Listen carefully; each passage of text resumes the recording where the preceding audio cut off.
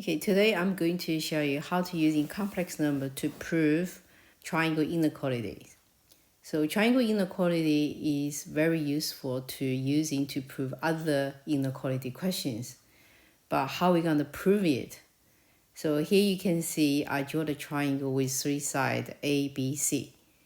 And A, B, C are the length of the triangle. And any two sides, the length of any two sides, sum of them will be bigger than equal to the third side. This is the triangle inequality. So I'm going to prove it by using complex number. So I'm going to draw a eigen diagram, the two vectors, two complex number, one is U, one is W.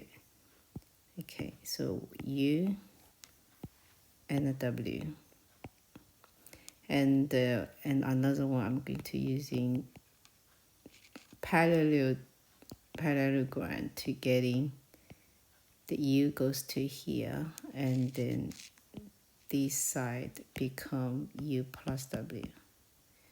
So I'm going to label them as O here and A representing W, and B representing U plus W, and AB representing the U.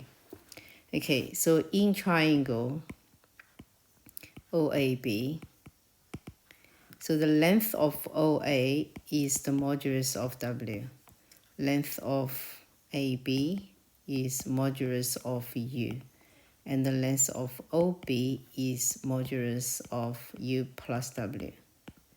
And we know triangle inequality is any two sides sum will be bigger than or equal to third side. So I'm going to say OA, the length of OA plus AB bigger than or equals to OB. So this is one called the triangle inequalities.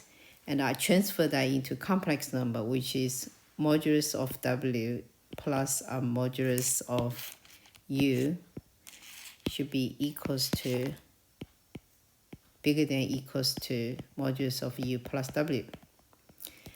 Okay, so I'm going to prove these inequalities.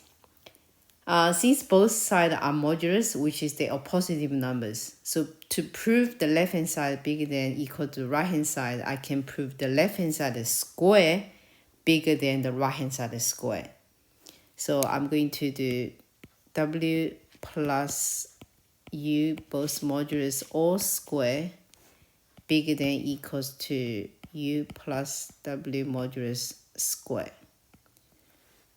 So if the square, the left-hand side is bigger than right-hand side, then the before the square is also holding the same inequalities because they both are positive numbers. So left-hand side, I'm going to expand it. So just expanding normally, so become W modulus square plus 2 times W modulus times U modulus plus U modulus square. So that's pretty much the left-hand side I can do. So I leave here and we do the right-hand side. So right-hand side, I'm going to do U plus W modulus all square.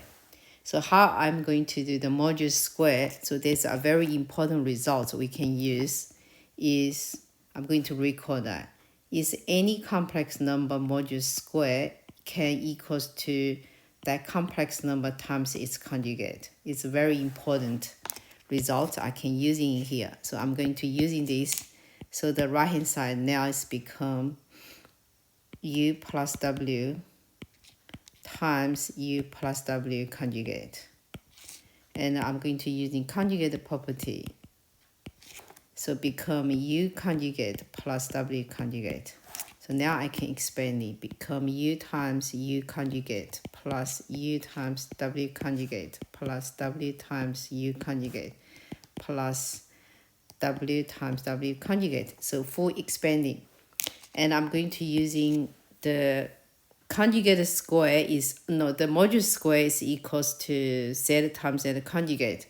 So I have U times U conjugate is same as modulus of U square plus U W conjugate plus WU conjugate. And the last one is become W modulus square. Okay, so the two middle terms, UW conjugate and the WU conjugate, they actually is conjugate to each other's. So I show you why they conjugate to each other's. Okay, I'm going to use different colors to just give you some explanation of this part here. So the UW conjugate and the conjugate of that is the same as U conjugate and with W conjugate conjugate. And the W conjugate conjugate is equals to W. So become U conjugate times W. So which I try to tell you, the two middle terms, this one and this one, they are conjugate to each other's. I just proved the conjugate of the first one is become the second one. So I'm going to using this result to continue my proofs. So my right hand side now is become U modulus square plus the two conjugate plus together. And the two conjugate plus together, we have another theorem we can use, which is, I'll write it in here again. So Z plus Z conjugate is supposed to be equal to 2 of real part of the Z. So this is another result I'm going to use in here. So I proved the middle two is conjugate to each other's. So then they plus, so become 2 of the real part of one of them because they conjugate to each other anyway. Then plus, last one is the W modulus square. Okay, so this is the two real part of the U times W conjugate. And here I'm going to continue with the left and the right. Now you can see my left and the right, first term is the same, last term is also the same. And now the two middle term. So the left hand side, the middle terms,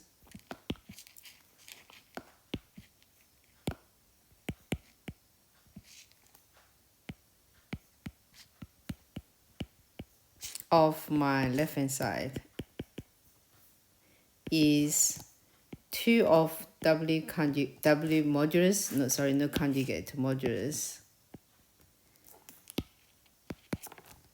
times U modulus. That's the middle term of left hand side. So that would be same as 2 of, this is same, and the modulus of W will be same as modulus of W conjugate. So then this is also will be same as 2 of a modulus of U times W conjugate. So this is the middle term of the left hand side. And the middle term of the right hand side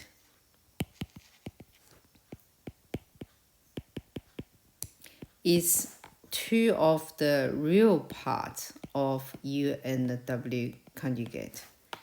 So then we just need to compare these two, the two middle ones, which one bigger. So I highlight them in different color. One is I highlight is in blue.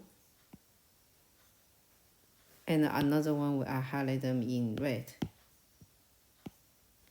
Okay, so we're going to compare these two, which one bigger and why.